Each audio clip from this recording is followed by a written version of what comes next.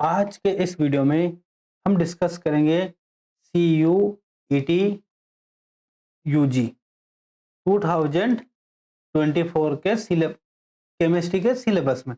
मतलब क्या है कि आपके इसमें लैंग्वेज पब्लिक सब्जेक्ट का पेपर होगा और एक जनरल स्टडी का पेपर होगा।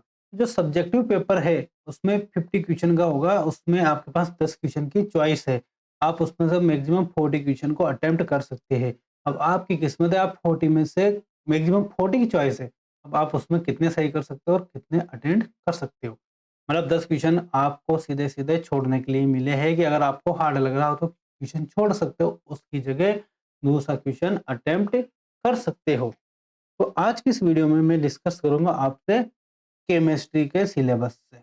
मतलब जो केमिस्ट्री में बीएससी करना चाह रहे हो, जो कैंडिडेट्स या एस्पिरेंट या जो फ्रेंड्स 12th के बाद सेंट्रल यूनिवर्सिटी से केमिस्ट्री का एंट्रेंस देकर केमिस्ट्री में ग्रेजुएशन करना चाह रहे हो, ग्रेजुएशन के लिए लालायित है, उनके लिए मैं सिलेबस डिस्कस कर रहा हूँ।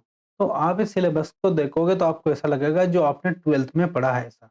देखो ये यूनिट में डिवाइडेड है। तो पहली यूनिट है वो है आपके सॉलिड स्टेट की। इसमें आपके पूरा आ गया 12th का जो सिलेबस है। Classification of solid, best binding force, ionic covalent, metallic solids, packaging solids, packaging efficiency, weights, number of atoms per unit cell in cubic cell, point defect, N and P type semiconductor, band theory of metal, conductor, semiconductor वगैरह सब आ गया। तो देखिए लग जाइए, बहुत शानदार scope वाला सब्जेक्ट है केमिस्ट्री। इसमें आपके जॉब की कोई कमी नहीं है। आप अपनी मर्जी अपने सपनों को पूरा कर सकते हैं चाहे जैसे, बस आपको थोड़ी सी मेहनत करनी है। क्योंकि केमिस्ट्री ऐसा सब्जेक्ट है जिसकी सब जगह डिमांड है, सब जगह।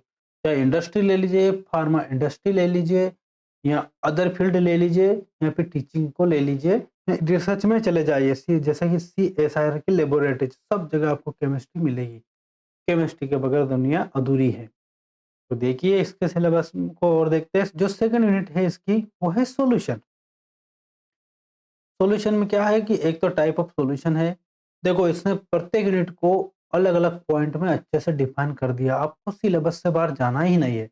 Expression of concentration of solution of solids in liquids, the solubility of gases in liquids, solid solutions, colligative properties, the relative lowering of vapour pressure, rods law, elevation, ये सारे के सारे आपके वांट हाफ फैक्टर्स, ये सब आपके solution में है।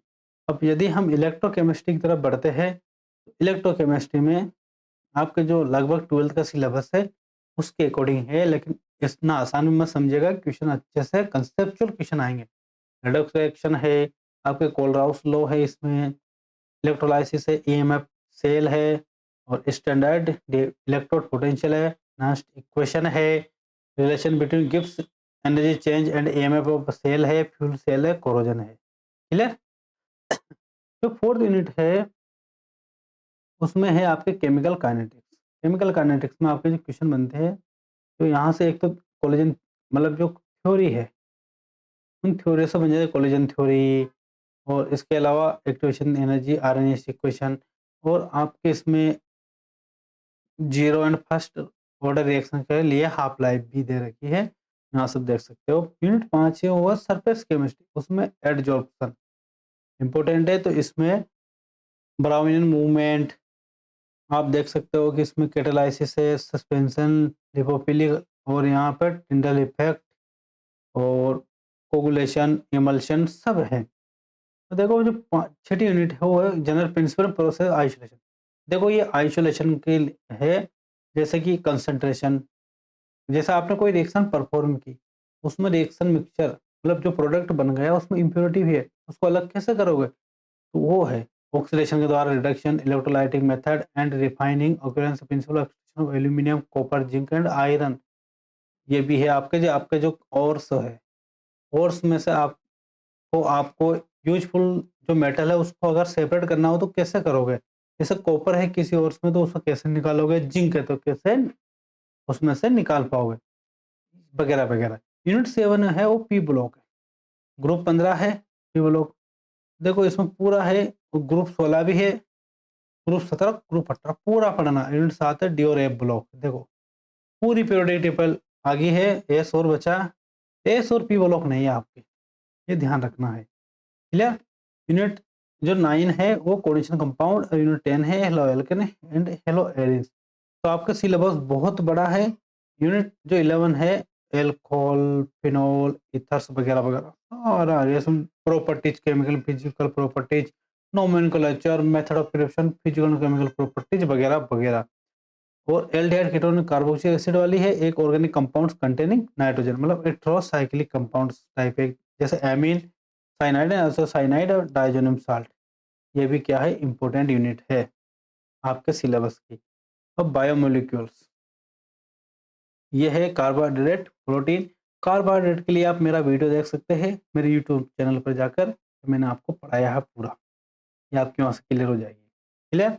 हार्मोन्स है, एलिमेंट्री आइडियाज, पॉलीमर है। तो आपके टोटल ये जो 16 यूनिट है, 16 यूनिट, इन 16 यूनिट में सोचिए आप कितने क्वेश्चन बनने हैं, 50 क्वेश्चन, उसमें से भी आपको करने हैं 40।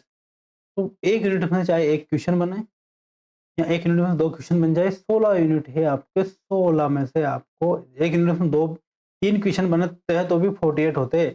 तो एक यूनिट किसी आधी यूनिट में 2 बनेंगे, किसी में से 3 बनेंगे, तो ऐसे करके लगभग प्रत्येक यूनिट से आपके एवरेज आ रहा है 2.5 क्वेश्चन, मतलब 2 या 3 क्वेश्चन का एवरेज आ रहा है। तो सोचिए आपका जो पेपर बनेगा उसका लेवल क्या शानदार होगा, क्योंकि उसके एग्जामिनर के पास इतनी ज़्यादा चॉइस है पेपर बनाने की, उसके पास इतना बड़ा सिलेबस और उसे ओनली 50 क्वेश्चन बनाने हैं, उसमें से भी आपको 40 अटेम्प्ट करने हैं। क्लियर?